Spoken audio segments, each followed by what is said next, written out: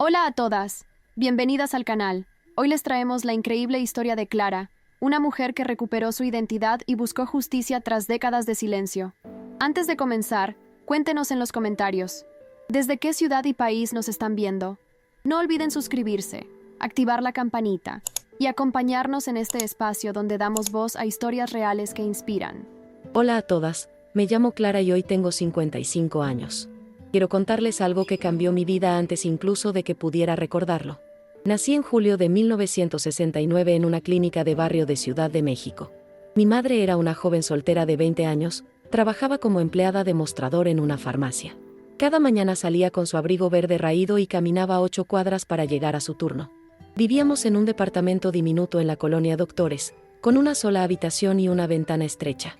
El pasillo olía a combustible y a tortillas recién hechas en la cocina de la vecina. En esa época no había muchas oportunidades para una madre soltera. Mi abuela alentaba a mi madre a casarse, pero mi padre nunca apareció.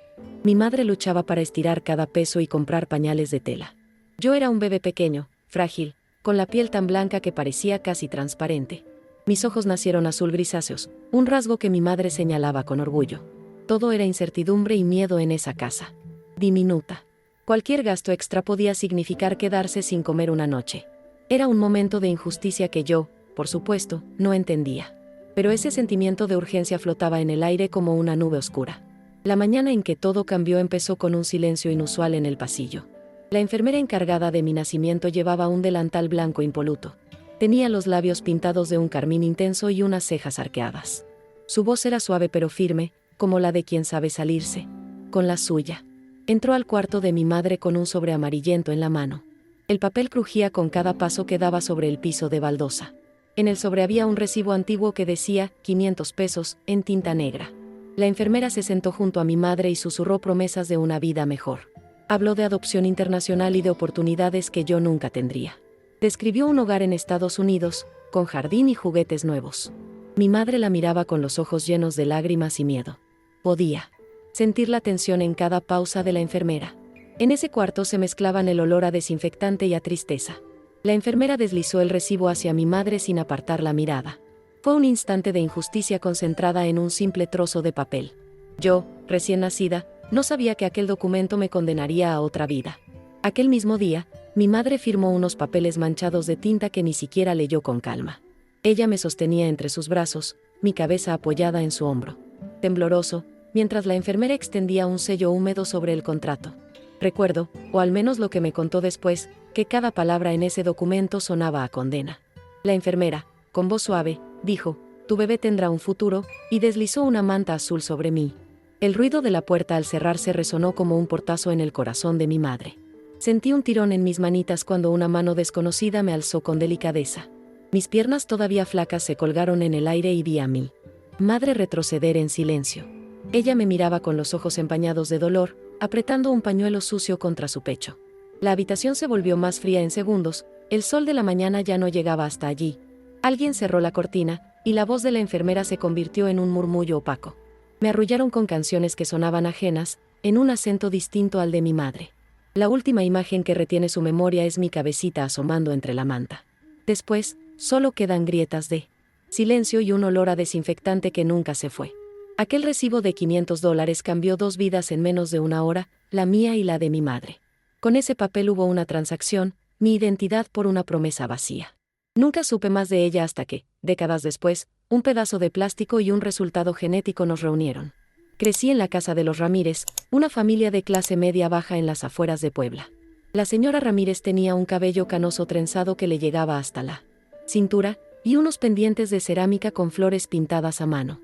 El señor Ramírez manejaba un taxi viejísimo, con asientos desgastados y un perfume de incienso pegado al espejo retrovisor. Yo era la hija que nunca tuvieron, pero me trataron más como sirvienta que como familia. Cada madrugada me despertaban con el canto aflautado de un despertador roto, y yo me vestía en penumbras. Desayunaba con migajas de pan duro y un vaso de café amargo que me daba energía para limpiar la casa. El salón de baldosas rojas relucía tras mi escoba, y pasaba horas quitando el polvo a búhos de cerámica y cajas de música polvorientas. En la cocina flotaba el olor a frijoles refritos, mientras yo fregaba trastes y barría migas en silencio. Durante años, mi nombre verdadero fue reemplazado por niña o chica, como si yo fuera un objeto. En las fotos familiares aparecía siempre en una esquina, con rostro serio y manos manchadas de jabón. Mis únicas posesiones eran un viejo cuaderno de tapas verdes y un lápiz gastado que guardaba en mi bolsillo. Los recibos de luz y agua se acumulaban en la mesa del comedor, con números rojos que indicaban deudas. A veces, la señora Ramírez me daba una galleta rota como recompensa, y yo la devoraba con gratitud. En silencio, contaba los días para ser mayor de edad y huir de esa vida impuesta. Nunca sentí cariño verdadero, solo la dureza de las miradas que evaluaban mi trabajo. Viví 55 años pensando que ese era mi destino, sin imaginar que en algún laboratorio un kit de ADN cambiaría todo. A lo largo de los años, mi vida se convirtió en una serie interminable de fotografías y cuentas por pagar. En mi habitación, sobre una repisa desvencijada, había un álbum amarillento con fotos, mi primer uniforme de sirvienta, mi cara seria junto a una mesa de café desvencijada, mis manos manchadas de detergente. Cada foto tenía una nota al reverso con la fecha y una breve descripción escrita con letra temblorosa. Junto al álbum descansaban facturas de luz y agua, amontonadas como pequeños testigos de la lucha diaria. Los recibos estaban marcados con números rojos y fechas de vencimiento que parecían amenazas. Vence el 10 de septiembre de 1990, pago mínimo 50 pesos. Algunas facturas tenían manchones de café, otras se habían doblado por la humedad de la temporada de lluvias. Yo las revisaba cada mes, calculando cuánto me descontarían del escaso salario que me pagaban. Sentía un nudo en el estómago cuando veía el total, era como un recordatorio constante de que nunca bastaba. A veces contaba monedas para completar un pago, sosteniéndolas en mi mano temblorosa como si fueran tesoros. Mucha gente hubiera pensado que me conformaría, pero en el fondo algo en mí soñaba con otra vida. Soñaba con una casa sin deudas, un nombre propio y un abrazo que no fuera de obligación. Sin embargo, ignoraba por completo que la verdad sobre mi origen estaba a punto de estallar un 12 de abril de 2025. Aquella mañana, mi nieta Valentina apareció con una sonrisa traviesa y un paquete en la mano. Era un kit de ADN de marca genérica, con instrucciones impresas en un papel sencillo y un tubo pequeño dentro. Me preguntó si quería descubrir algo de mi pasado, y su entusiasmo era contagioso. Nunca imaginé que un simple tubo de plástico cambiaría todo. Me senté en el comedor, las luces de la mañana filtrándose por las cortinas gastadas, mientras Valentina leía las instrucciones. Cada paso exigía paciencia: escupir en un tubo, cerrar la tapa, agitar suavemente. Pensé en retomar mis fotos y recibos, pero esta vez con la esperanza de respuestas. Al día siguiente, el correo llegó con un sobre blanco y mi corazón palpitó con fuerza. Abrí el correo con manos temblorosas y vi resultados de tu prueba de ADN, impreso en negrita. El reporte mostraba un match 99% con Teresa, 75 años. Al leer Teresa, sentí un temblor en el pecho. ¿Quién era esa mujer de 75 años? Su foto, pequeña y descolorida, mostraba una sonrisa suave y ojos llenos de historia. Valentina me abrazó, y juntas sostuvimos esa fotografía como si fuera un hilo que nos conectara. No podía dejar de mirar el número, 99%. Por primera vez en mi vida, sentí que el pasado y el futuro se encontraban en ese instante. Fue el momento en que la promesa de la enfermera se convirtió en preguntas sin respuesta. No podía esperar a contactar a Teresa aquella misma tarde. Mi mano sudaba mientras marcaba su número en el teléfono. La línea tembló con un ligero eco antes de que una voz grave respondiera. Era Teresa, con un acento antiguo y pausas que hablaban de años vividos. Me habló desde una casona en Guanajuato, paredes de cantera y ventanas amplias. Sus palabras llegaban como ecos de mi propia historia desconocida. Le conté sobre el recibo, las fotos y los recibos que guardaba en mi álbum. Su silencio al otro lado del auricular me pesó más que 1000 palabras. De pronto escuché el sonido de papeles arrugados y un suspiro profundo. Luego, me dijo que tenía algo que mostrarnos a mi nieta y a mí. Colgó y me pidió que esperara un momento, con voz suave pero firme. Volvió a hablar y me describió un boletín de ocurrencia, olvidado en un cajón. Me prometió enviarlo por correo y me explicó que era mi prueba oficial. Ese documento, me dijo, atestiguaba un caso abierto desde 1969. Sentí que el piso bajo mis pies se movía, como si mi vida se reescribiera. Cerré los ojos y respiré hondo, sintiendo la mezcla de miedo y esperanza. 2 días después, llegó un sobre marrón con bordes gastados. Dentro, encontré el boletín de ocurrencia amarillo y doblado. El sello oficial de la policía estaba descolorido pero legible. Al leerlo, supe que mi historia no era leyenda sino un crimen. El documento describía el caso de venta de recién nacidos en 1969. Mencionaba a la enfermera Mercedes García, de 80 años ahora. Suscribía la acusación original que mi madre nunca firmó completa. Mi corazón latía con fuerza al ver su nombre junto al mío. Lloré viendo la tinta corrida, las firmas temblorosas. En el papel. Esa noche, soñé con la voz de mi madre preguntándome por qué. A la mañana siguiente, Teresa me llamó con una confesión. Dijo que había buscado a Mercedes durante años sin éxito. Al encontrarla en un asilo en Puebla, le exigió explicaciones. Mercedes, con mirada cansada y manos arrugadas, lloró de remordimiento. Admitió que vendió bebés para pagar deudas de juego y de médicos.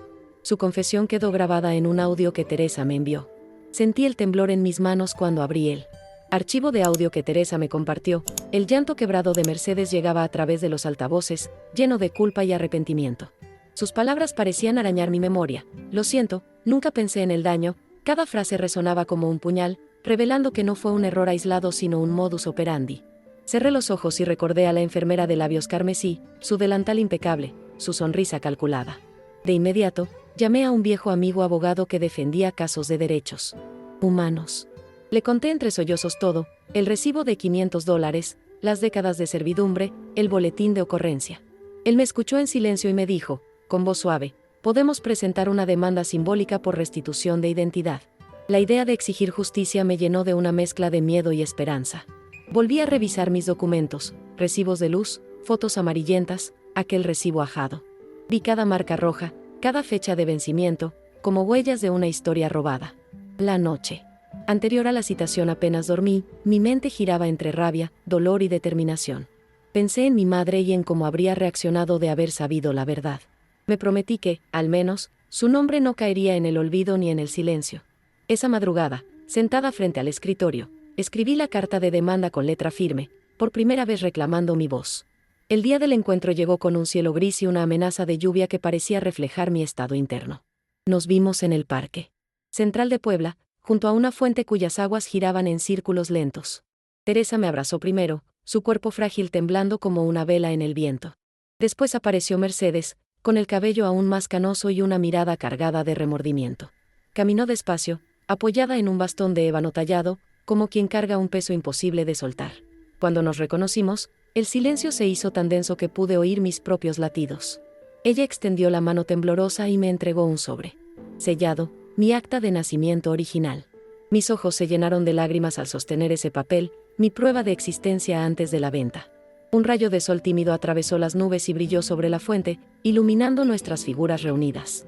En ese instante entendí que mi identidad regresaba a mí, completa y con rostro propio. Mercedes me susurró, perdóname, y sus palabras se mezclaron con el murmullo del agua. Yo cerré los ojos y le di un abrazo sincero, sintiendo su llanto desbordarse en mi hombro.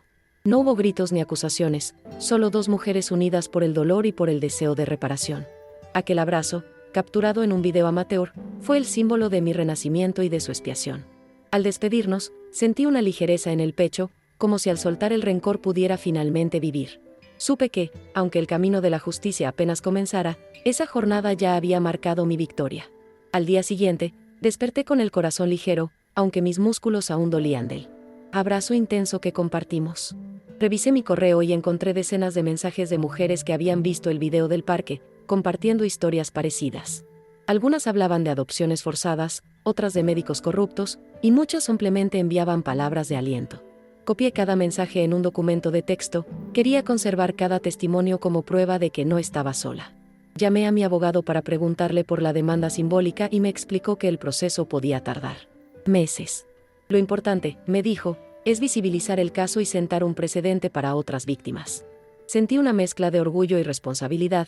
Mi historia ya no era solo mía, era de todas. Por la tarde, fui a una cafetería pequeña con Valentina y Teresa. Nos sentamos alrededor de una mesa de madera rústica. Pedimos panqués caseros y café de olla con canela, mientras hablábamos de los siguientes pasos legales. Teresa sugirió organizar un foro virtual para reunir testimonios y documentar cada caso de venta de bebés. Valentina, entusiasmada, ofreció diseñar un sitio web sencillo donde cualquiera pudiera compartir su relato.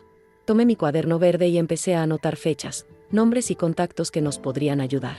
Mientras escribía, sentía que cada letra era un acto de resistencia contra el silencio impuesto. El sol de la tarde entraba por el ventanal, tiñendo de dorado las páginas de mi cuaderno. Respiré hondo y, por primera vez en mi vida, me sentí dueña de mi voz y de mi historia. Esa misma semana, lancé la invitación al foro virtual con un post en un grupo de apoyo. Hoy recupero mi nombre, mañana tal vez recuperes el tuyo. Comparte tu historia. En pocas horas, el post se llenó de reacciones. Me viviste, eres valiente, gracias por hablar. Una de las respuestas me conmovió especialmente, una mujer de Chihuahua que encontró a su hermano perdido. Ella describió el momento en que, años después, su madre biológica la reconoció por una cicatriz. Me hizo recordar aquella manta azul, mi primer nombre escrito en un recibo, y todos los silencios entre medio. Decidí grabar un video sencillo con mi teléfono, me senté frente al álbum de fotos, detrás la ventana abierta. Con voz temblorosa, agradecí a quienes compartían sus padecimientos y expliqué cómo presentar pruebas. Invité a las mujeres a unir fuerzas, a denunciar, y sobre todo, a confiar en su propia verdad. Terminé el video con una frase que llevaba tiempo resonando en mi cabeza: nuestro pasado no nos define, nuestra voz sí. Pulsé publicar y sentí un cosquilleo en la garganta, mezcla de temor y esperanza. La noche cayó con un cielo despejado, y en mi ventana pude ver las estrellas titilar, como testigos silenciosos. En ese instante entendí que mi liberación era colectiva, y que mi lucha era el comienzo de muchas otras. Una semana después del lanzamiento, desperté con notificaciones encendiendo mi teléfono. Vi mensajes de mujeres de Argentina, Perú y México.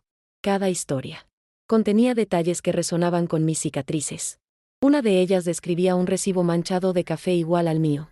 Otra hablaba de una enfermera de sonrisa falsa en un hospital público. Leí sus palabras en la cama, entre sábanas frías y almohadas gastadas.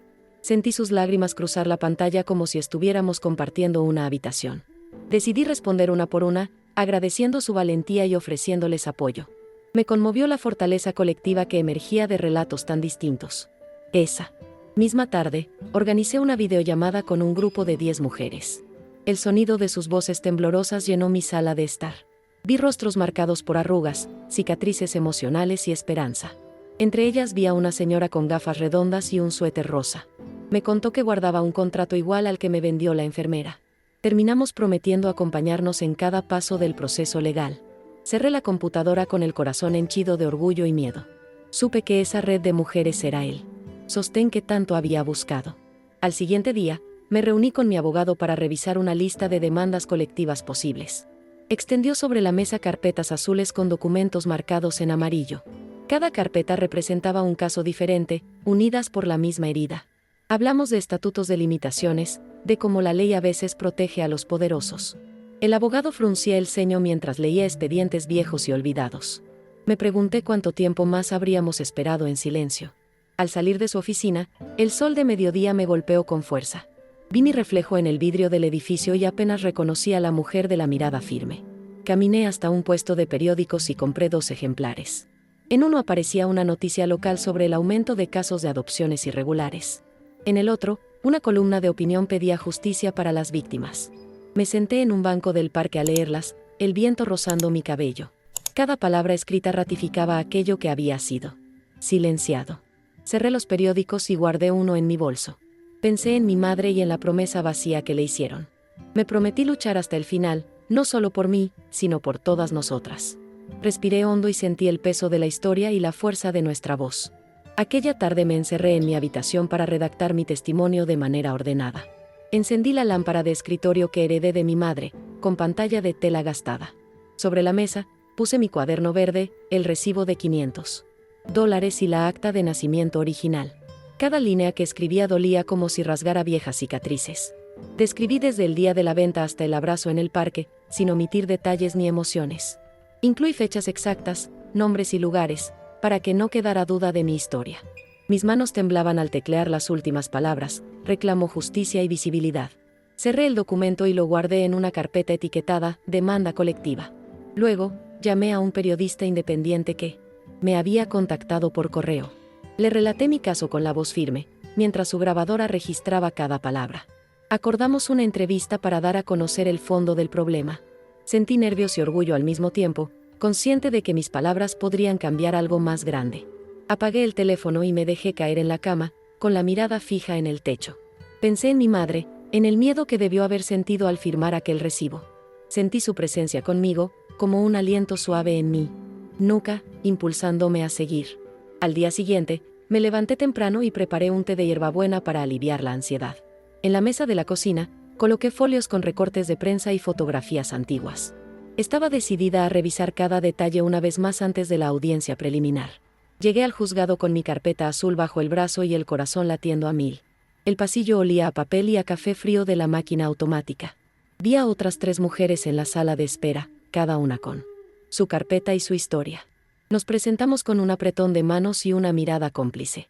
Compartimos un silencioso brindis con vasos de plástico, sosteniendo agua de la fuente. Cuando llamaron nuestros nombres, nos pusimos de pie juntas, como un solo cuerpo fuerte. Cruzamos el umbral de la sala con paso decidido, la luz fluyendo desde las ventanas altas. Al entrar, el juez nos recibió con un gesto serio, repasando los expedientes sobre su escritorio. Sentí un escalofrío recorrer mi espalda, pero mantuve la mirada fija al frente. Mi abogado expuso la demanda simbólica con claridad, resaltando cada injusticia sufrida. Vi al juez fruncir el ceño mientras escuchaba sobre recibos, boletines y promesas rotas. Al salir, respiré hondo y supe que, aunque el proceso era largo, nunca más sería silenciada. Al caer la tarde, regresé a casa con el eco de mis propios pasos resonando en la acera. Me puse cómodo mi suéter favorito, aquel gris de lana que huele a hogar y abrigo. Encendí la computadora y vi en mi bandeja de entrada un correo con el titular, Historia de valor rompe el silencio. Era del periodista que entrevisté, adjuntando el enlace al artículo en un medio digital nacional. Mi corazón se aceleró mientras hacía clic, las primeras líneas relataban mi historia con detalle y respeto.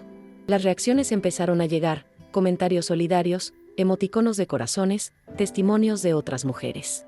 Sentí una punzada en el pecho al leer, gracias a ti, valientes, tu voz me dio fuerzas. Copié el enlace y lo compartí en el foro virtual que estábamos construyendo. Vi cómo al instante aparecían nuevas inscripciones, mujeres queriendo contar su propia verdad. Me di cuenta de que algo crecía más allá de mí, una comunidad unida por el dolor y la esperanza. Por la noche, mientras bebía té de manzanilla, reflexioné en silencio sobre el camino recorrido. Pensé en mi madre joven, firmando un papel bajo presión, y en mí firmando testimonios con convicción. Recordé el recibo antiguo y el acta de nacimiento restaurada, símbolos opuestos de mi historia. Respiré hondo y cerré los ojos, sintiendo que cada mensaje de aliento era una caricia al alma. Supuse que mañana sería otro día de trabajo, pero ahora con la certeza de que mis palabras importaban. A la mañana siguiente, desperté sintiendo un suave mareo de emociones aún desbordadas. Abrí las persianas y dejé que la luz dorada del sol atravesara mi habitación. En la mesa de noche vi mi cuaderno verde abierto en la página de notas del foro. Noté un comentario de Valentina que decía, «Mamá, esto cambiará vidas, confía en ti». Sonreí con el pecho vibrando de orgullo y gratitud. Me vestí con cuidado, elegí unos vaqueros cómodos y una blusa azul que me hace sentir fuerte. Bajé a desayunar y encontré a Teresa preparando pan con aguacate para las 2. Conversamos en voz baja, planificando el próximo evento virtual en vivo. Ella sugirió invitar a una psicóloga especializada en trauma, y Valentina habló de diseño gráfico. Mientras tomaba un bocado, pensé en cómo mi vida había cambiado en unas pocas semanas. Antes, mis días transcurrían invisibles, ahora, cada gesto tenía un propósito y un impacto. Sentí mariposas en el estómago al acordarme del abrazo en el parque, síntoma de una herida sanadora. Guardé silencio un momento, respiré profundo y agradecí en voz alta, gracias por estar aquí. Teresa me apretó la mano y Valentina me abrazó por detrás, su calor me dio ánimo para lo que sigue. Supe que, pase lo que pase, nunca más volvería a ser la misma y que esa diferencia era mi victoria. Llegó la tarde del primer foro en vivo y mi corazón latía con fuerza. Valentina y Teresa prepararon el estudio improvisado en la sala. Conectamos la computadora a la cámara y probamos el micrófono. En pocos minutos, el contador de asistentes subió sin parar. Vi caras nuevas de mujeres de todas las edades y ciudades. Algunas escribieron «gracias» en el chat, otras compartieron emojis de aplausos. En un momento, mi voz tembló y tuve que tomar un sorbo de agua. Recordé el recibo de $500 y la promesa vacía de la enfermera. Respiré hondo y conté con honestidad lo que sentía en ese instante. Hablé del abrazo en el parque y del peso que se disipaba al compartirlo. Teresa intervino con datos históricos y explicó la demanda simbólica. Juntas respondimos preguntas sobre pruebas y plazos legales. Cada pregunta era un eco de los silencios que estábamos rompiendo. Al finalizar, el chat explotó en mensajes de apoyo y solidaridad. Sentí una ola de orgullo y alivio inundar mi pecho. Cerramos con una promesa de seguir luchando unidas. Al día siguiente del foro, el ruido mediático se intensificó. Recibí invitaciones a dar entrevistas en radios locales y un programa de televisión. Sentí algo de miedo, pero determinación para no callar. En cada micrófono narré mi historia con la misma franqueza. Vi mi rostro proyectado en una pantalla y reconocí mi propia fuerza. Llegaron cartas de mujeres que guardaban recibos idénticos al mío. Una señora de Monterrey escribió que había roto el sello policial. Otra de Buenos Aires ofreció asesoría legal gratuita. Esa red de apoyo trascendía fronteras y me emocionó. Mientras tanto, el juez fijó una audiencia preliminar para julio. La fecha exacta, 15 de julio de 2025, a las 9 de la mañana. Apunté el día en mi cuaderno con un círculo rojo y un corazón. Esa jornada, me dije, marcará un antes y un después. Guardé el diario y subí a mi habitación a meditar en silencio. Respiré profundamente y sentí que el futuro comenzaba a abrirse. El día antes de la audiencia preliminar, me desperté con el alba filtrándose por la cortina. El aire olía a humedad y a tierra recién mojada por la lluvia nocturna. Me acerqué a la ventana y vi a Teresa y Valentina ya activas en la cocina. Prepararon café de olla y pan tostado con mermelada casera de guayaba. Sentía el estómago encogido, mezcla de nervios y una esperanza indescriptible. Volví al cuarto y elegí con cuidado la blusa blanca que me regaló mi madre años atrás. La planché con mimo, recordando su risa suave y su abrazo cálido. Me peiné despacio, dejando caer un mechón rebelde sobre mi frente. En el espejo, me observé a mí misma, ojos rojos pero determinados. Valentina entró y me sonrió, ajustándome un collar sencillo de perlas. «Estas perlas llevan tu historia y la de mamá», me dijo con voz alentadora. Bajé al auto con la carpeta azul firmemente sujeta a mi pierna. El trayecto hasta el juzgado fue un desfile de calles empedradas y murales coloridos. Cada semáforo en rojo me recordó los momentos en que mi voz estuvo silenciada. Cuando aparcamos, tomé aire hondo y aproveché para estirar las piernas. Sentí el cosquilleo de la adrenalina recorriendo mis venas, lista para el paso decisivo. Al entrar de nuevo en la sala de audiencias, el juez alzó la mirada por primera vez. Mi corazón palpitó al ver las pilas de documentos que nuestra representación había preparado. El abogado expuso los puntos clave: la venta forzada, la falta de consentimiento real y el daño moral. Cada palabra resonó con claridad en el espacio solemne. El juez hojeó los boletines y el acta de nacimiento original, sus dedos temblorosos sobre el papel. Por un instante, el silencio se rompió solo por el murmullo del ventilador en el techo. Luego, el juez asintió y anunció que aceptaba la demanda simbólica como procedente. Mi garganta se cerró al escuchar que se reconocían nuestras reclamaciones. Un suspiro colectivo llenó la sala. Teresa cerró los ojos aliviada y Valentina me apretó la mano. El juez estableció un plazo para la presentación de pruebas complementarias. «Este tribunal reconoce la urgencia moral del caso», dijo con voz grave. Sentí un nudo de emoción retorcerme el pecho, mi historia había sido validada. Al salir, el sol de mediodía nos abrazó con calidez, casi celebrando junto a nosotras. Supe que era un paso pequeño pero gigantesco, la justicia había volteado la mirada. Respiré hondo y, con lágrimas en los ojos, di las gracias en silencio por esa victoria. Afuera, un grupo de mujeres nos esperaba con flores y pancartas hechas a mano. En ese momento comprendí que no caminaba sola, atrás, una legión de voces compartía mi triunfo. Esa tarde, regresamos al café donde tanto habíamos planeado cada paso, con el alma aún vibrando de emoción. Teresa pidió un chocolate caliente espeso y yo elegí un frappé ligero, sintiendo el contraste de sabores en mi boca. Mientras sorbía lentamente, observé a Valentina tomar notas en su libreta rosada, dibujando un esquema para la siguiente fase del proyecto. Comentamos la importancia de documentar cada testimonio recibido y de traducirlo a diferentes idiomas para alcanzar a más mujeres. Sentí orgullo al ver nuestra pequeña mesa llena de papeles, garabatos y fechas, como un mapa hacia la justicia colectiva. De pronto, un mensajero conocido de la corte se acercó con un sobre lacrado. Era la copia oficial de la resolución del juez. Lo sostuve con reverencia, pasando los dedos por el sello de tinta azul, sintiendo su peso real en mis manos. Al abrirlo, leí en voz alta el párrafo que reconocía el daño moral y la legitimidad de nuestra causa. Las palabras parecían brillar en la luz tenue del café, y mis compañeras soltaban suspiros de alivio. Guardé el documento en mi bolso junto al acta y el recibo original, formando un tesoro de evidencias. Luego, sacamos el celular para grabar un breve mensaje de agradecimiento para todas las que nos habían acompañado. Hablé frente a la cámara, con la voz firme: «Hoy celebramos un paso para todas nosotras, mañana seguiremos luchando».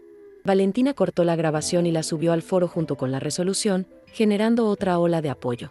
Nos abrazamos en esa mesa diminuta, sellando un pacto de solidaridad y compromiso mutuo. Salimos al atardecer con la promesa de que nuestro trabajo apenas comenzaba, y una certeza compartida: Juntas éramos mucho más fuertes que cualquier recibo o promesa rota que nos había separado del pasado. A la mañana siguiente, me desperté con una sensación de renovación en el pecho, como si un peso enorme se hubiera alzado. El cielo estaba despejado y la brisa traía el aroma de jazmines que crecían en el patio de mi casa. Entré al estudio y encontré montones de mensajes nuevos en el foro, mujeres de España y Colombia compartiendo sus historias. Algunas pedían orientación legal, otras deseaban un abrazo virtual, y unas pocas enviaban poemas de resiliencia. Leí cada mensaje con cuidado, respondiendo con palabras de ánimo y enlaces a recursos útiles. Mientras escribía, abrí la carpeta Demanda colectiva y marqué con post-its las páginas donde faltaban documentos. Planeé una reunión virtual con mi equipo de apoyo para asignar tareas, traducción, psicología clínica y diseño gráfico. Pensé en la magnitud de lo que habíamos creado, un espacio donde las voces antes silenciadas ahora retumbaban. Guardé mi cuaderno verde y salí al jardín a buscar inspiración en el canto de los pájaros. Allí, el sol iluminaba las flores y sentí que cada pétalo era una historia por contar. Respiré hondo y comprendí que mi vida ya no era la de antes, había pasado de servidumbre a ser portavoz de la verdad. Sonreí al imaginar el camino que aún nos quedaba por recorrer, llena de nervios, pero también de esperanza.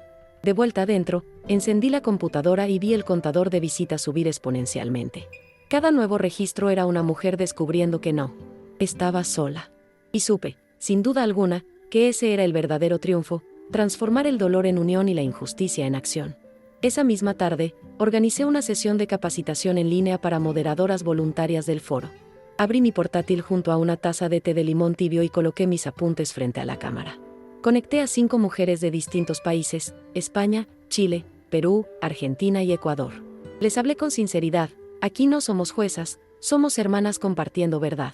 Les expliqué cómo identificar relatos verídicos, dónde marcar información sensible y cómo ofrecer apoyo emocional. Mostramos juntas el procedimiento para subir testimonios, insertar etiquetas de confidencialidad y enlazar recursos legales. Cada una hizo preguntas, desde cómo gestionar comentarios negativos hasta cómo brindar contención en crisis, y yo respondí con calma. Sentí la piel erizarse al ver sus rostros atentos y las sonrisas que aparecían cuando comprendían la importancia de su labor. Al finalizar, todas aplaudimos virtualmente y acordamos un horario semanal para revisar entradas nuevas. Apunté en mi cuaderno verde: martes 8 de la noche reunión de moderadoras, y respiré aliviada. Sentí que el foro dejaba de ser un proyecto mío para convertirse en un movimiento colectivo. Cerré la ventana de la videollamada y recosté la cabeza en el respaldo de la silla. El calor del té había difuminado la tensión de horas de trabajo, pero no la emoción de lo construido. Ese día comprendí que empoderar a otras mujeres era la mejor forma de sanar mis propias heridas. Apagué el portátil y salí al balcón a dejar que el aire nocturno me acariciara el rostro. Al amanecer siguiente, me desperté con el sonido de las notificaciones en mi celular. El contador de visitas superaba ya los 20,000. Sentí un nudo de felicidad y responsabilidad al mismo tiempo. Me levanté, me vestí con una camiseta cómoda y me senté en mi escritorio para revisar correos urgentes. Había un mensaje de un organizador de conferencias de derechos humanos invitándome a hablar en un encuentro presencial en octubre. El título era claro: Voces Resilients, mujeres que transforman injusticia en acción. Mi pecho se apretó cuando leí la propuesta de ponencia de 20 minutos ante un público amplio. Pensé en el miedo escénico, en la presión de representar a tantas mujeres de forma digna. Abrí el borrador de mi discurso y releí las frases que había empezado a escribir. Somos memoria colectiva, marqué con resaltador los pasajes que hablaban de mi niñez, de ese recibo de $500 y del abrazo en el parque. Me prometí practicar frente al espejo para controlar el temblor de mi voz. Guardé el archivo en la carpeta Eventos 2025 y respiré hondo, sintiendo un hormigueo de emoción. Miré por la ventana el cielo grisáceo y sonreí al imaginar a todas las mujeres que vendrían a escuchar. Cerré los ojos un momento y agradecí en silencio la oportunidad de convertir mi dolor en un llamado a la acción. Luego, apagué la computadora y fui a la cocina a preparar un café cargado, lista para arrancar un nuevo día. Esa misma mañana, regresé al escritorio con mi café cargado y la determinación a flor de piel. Empecé a practicar mi discurso frente al espejo, sintiendo cómo cada palabra temblaba al salir. Recordé aquel recibo de $500 y lo sostenía en mi mano como un testigo silencioso de mi pasado. Pronuncié: somos memoria colectiva, somos la voz que no se calla, y mi reflejo me devolvió una sonrisa dócil.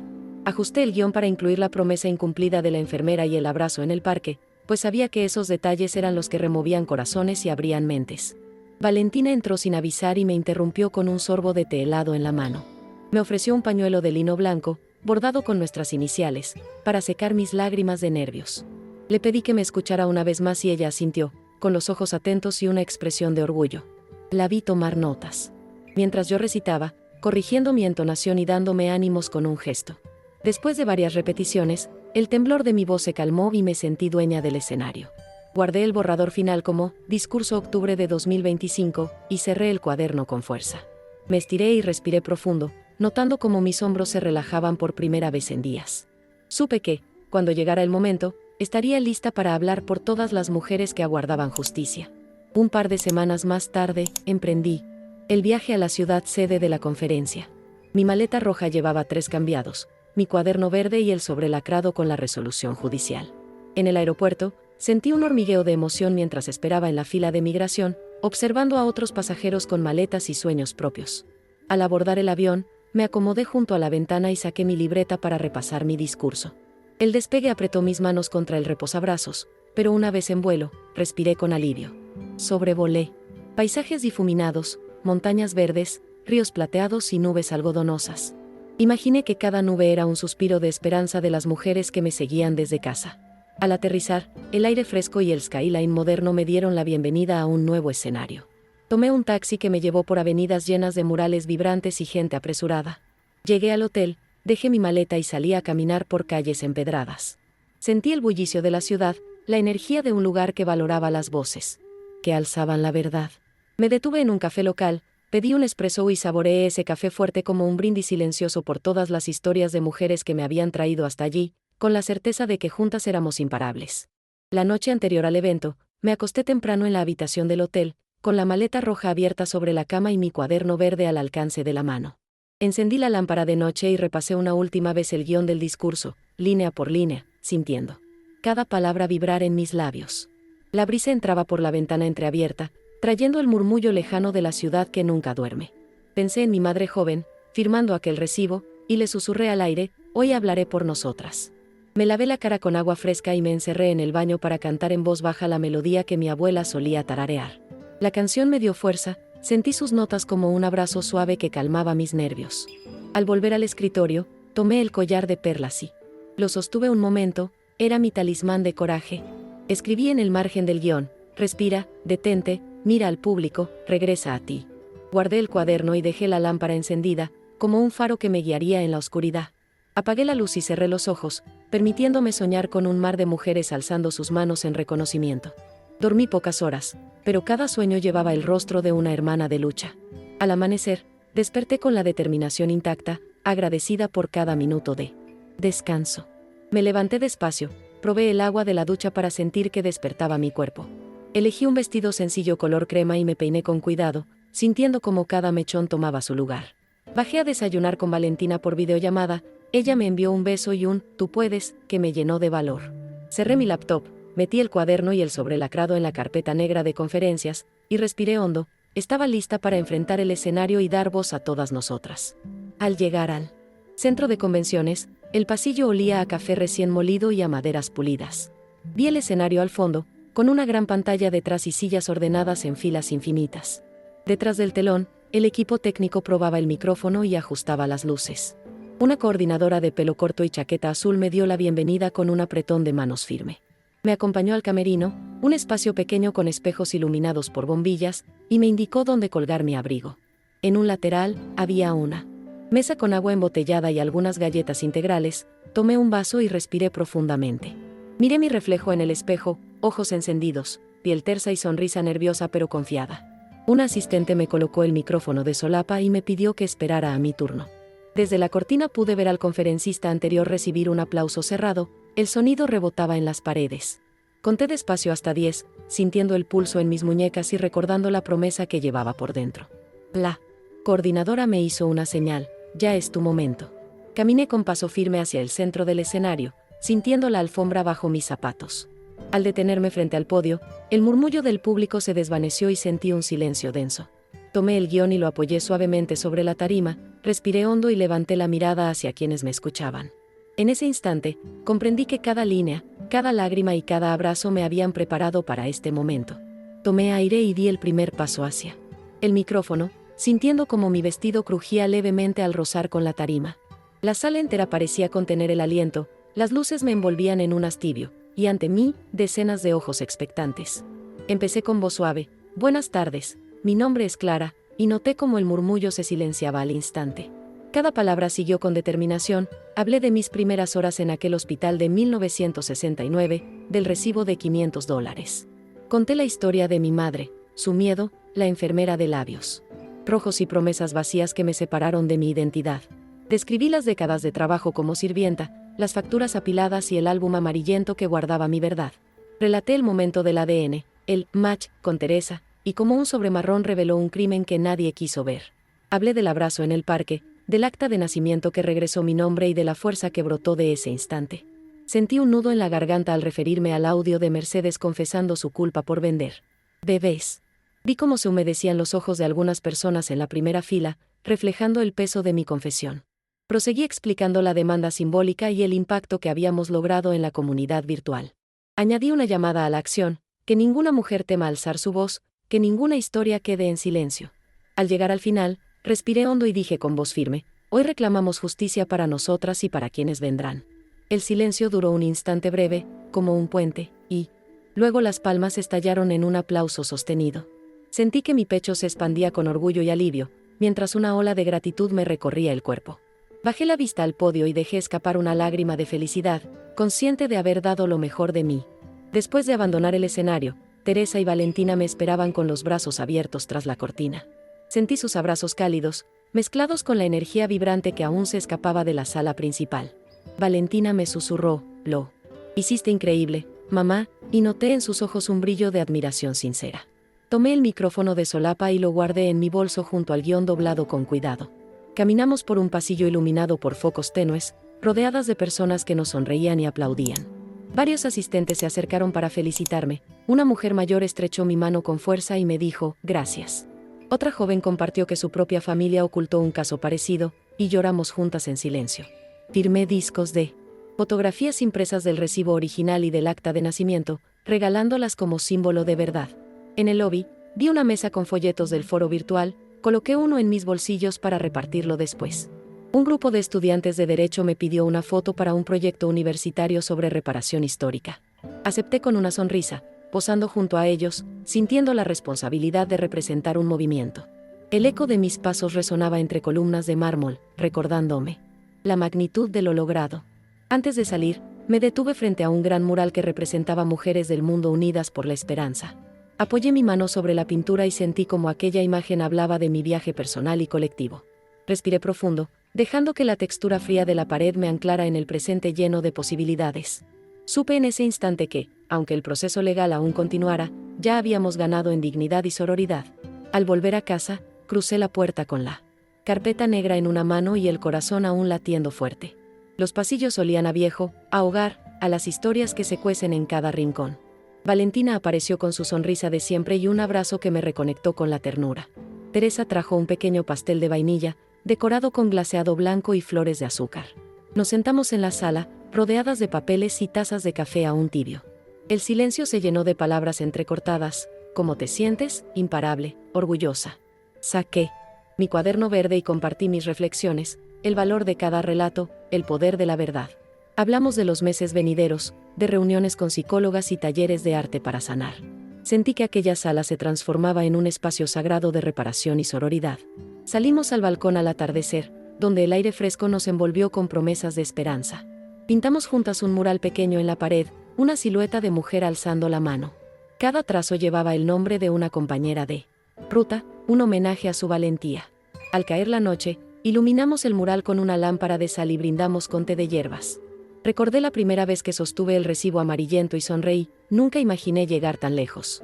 Aquel día entendí que el regreso a casa era un nuevo comienzo, no un final definitivo. Me acosté con la mente en pausa, lista para soñar con un mañana lleno de desafíos y victorias. A la mañana siguiente, me levanté temprano para ir al registro civil y solicitar una copia certificada de mi acta de nacimiento. El mostrador estaba envuelto en luz matinal y un murmullo suave de trámites habituales. Entregué el sobre lacrado como prueba de mi historia y recibí un sobre blanco con sello oficial. Al sostener esa copia en mis manos, sentí una emoción profunda: mi nombre, mi fecha, mis orígenes. Caminé hasta un pequeño parque cercano y busqué un banco junto a un rosal florecido. Me senté y abrí la copia de mi acta, leyendo cada palabra como si fuera un poema sagrado. Sentí el perfume de las rosas mezclarse con el viento y las voces lejanas de niños jugando. Escribí una nota en mi cuaderno: hoy recupero mi nombre ante el mundo.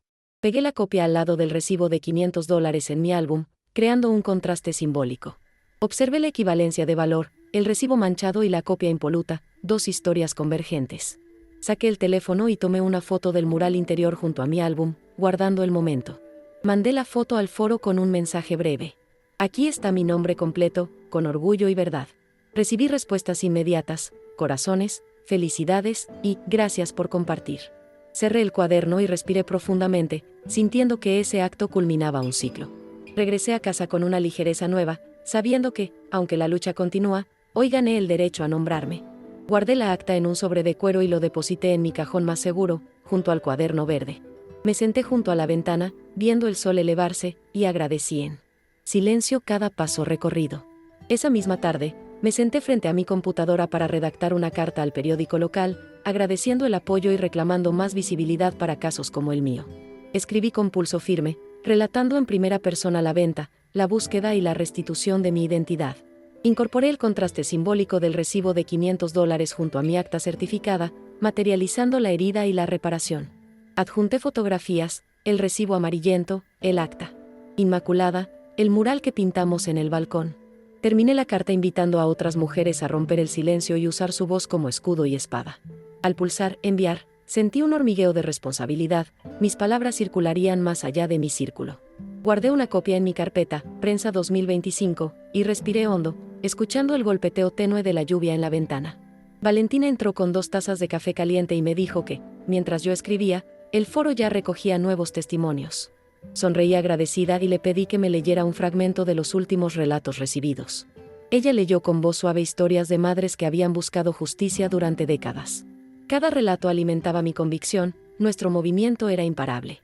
Por la noche, Teresa me llamó para proponer una reunión con organizaciones de derechos humanos. Acordamos concretar una alianza para ofrecer asesoría legal gratuita y acompañamiento psicológico. Colgamos con la promesa de trabajar juntas en un plan de acción coordinado en todo el país. Sentí que el proyecto, nacido de mi historia personal, trascendía fronteras y abría caminos de sororidad. Al amanecer del día siguiente, me desperté con mensajes de la Oficina de Derechos Humanos confirmando nuestra alianza. El sol entraba en rayos dorados por la ventana y me encontré con el cuaderno verde abierto en la última página. Escribí un título grande: Alianza por la Reparación, y debajo tracé un calendario de actividades y plazos. Planeamos jornadas de testimonios presenciales, talleres de empoderamiento y campañas de sensibilización masiva. Anoté contactos clave: psicólogas, abogadas voluntarias, comunicadoras sociales y representantes de ONG. Sentí que cada nombre era un eslabón más en la cadena de apoyo que estábamos forjando. En la mañana, compartí el plan en el foro y vi cómo la comunidad celebraba con mensajes y reacciones entusiastas. Teresa trabajó en el diseño de un logotipo sencillo que simbolizara unión y esperanza, un lazo entre manos entrelazadas. Valentina lo incorporó en los banners del sitio web y en los perfiles de redes sociales.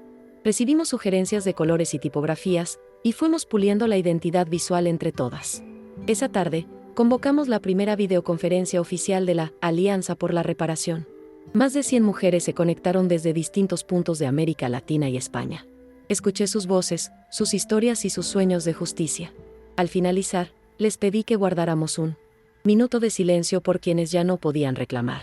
El chat se llenó de emoticonos de velas y oraciones, y supe que nuestra causa era ahora un movimiento vivo. Con el paso de las semanas, el foro y la Alianza por la Reparación se consolidaron como un refugio seguro. Recibíamos correos de mujeres de zonas rurales que no tenían acceso a Internet, así que organizamos puntos de encuentro locales y puntos de recogida de testimonios en papel. En un pequeño centro comunitario de Oaxaca, un grupo de voluntarias imprimió nuestros formularios y recogió historias bajo un techo de lámina, compartiendo café de olla y pan de yema mientras escuchaban relatos que parecían salidos de un tiempo olvidado.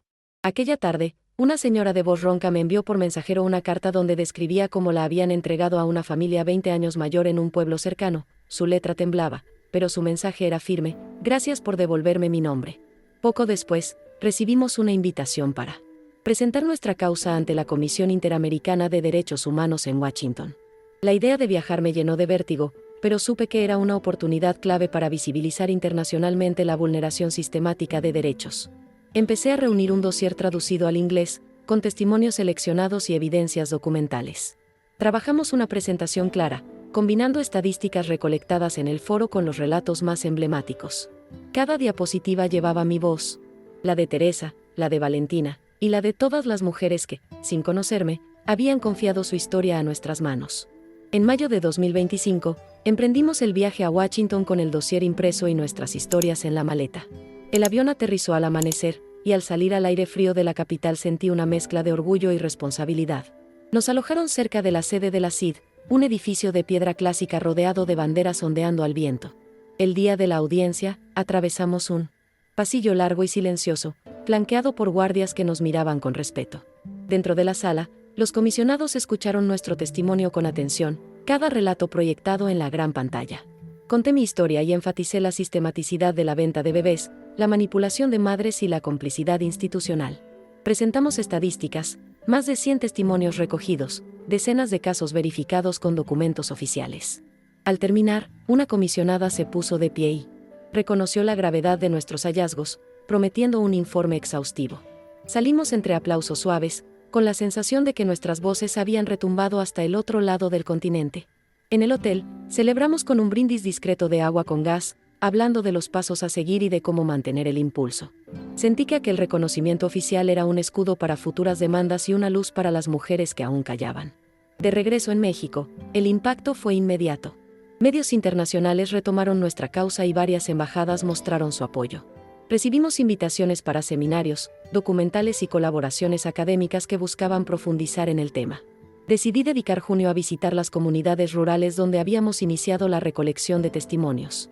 Viajé a Oaxaca, Chiapas y Veracruz en combis y camiones de línea, saludando a cada voluntaria por nombre. En cada pueblo, compartíamos asambleas bajo árboles grandes o techos de lambrín, donde se relataban nuevos casos. Vi a mujeres mayores derramar lágrimas de alivio al escuchar que sus voces contaban para la historia. Firmamos convenios con universidades locales para digitalizar archivos y construir un archivo público permanente. Por la tarde, regresaba a mi hogar con el corazón lleno, sabiendo que nuestro movimiento ya era irreversible. Una noche, mientras miraba mis documentos en la mesa, comprendí que aquella niña de 1969 había encontrado su lugar. Terminé la jornada escribiendo en mi cuaderno: hoy, al recuperar mi nombre, recuperamos nuestro poder. Y con esa frase en el alma, concluyo este relato, agradecida y en pie de lucha.